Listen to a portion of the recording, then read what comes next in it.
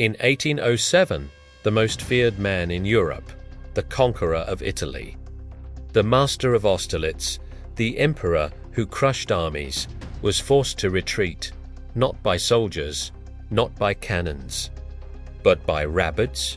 This is not a myth.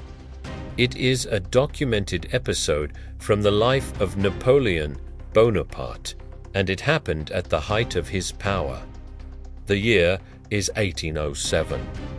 Napoleon Bonaparte has just signed the treaties of Tilsit with Tsar Alexander I of Russia and King Frederick William III of Prussia. Europe is temporarily at peace. Tout célébrat, Marshal organized a simple diversion for the emperor and his officers. The location is near Tilsit, in what is now modern-day Sovetsk, Russia.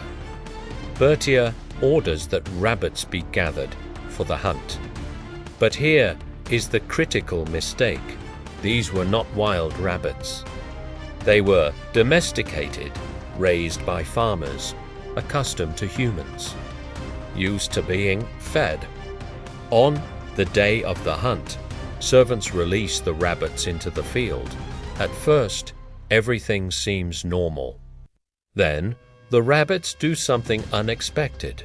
They don't run away. They run toward Napoleon.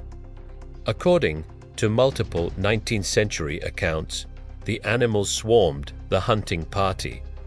They crowded around Napoleon's boots. They jumped at his coat. Some reports say hundreds were released. Napoleon tried to shoo them away with his riding crop. It didn't work. The rabbits kept coming. Witnesses later wrote that Napoleon laughed at first until the animals followed him back to his carriage.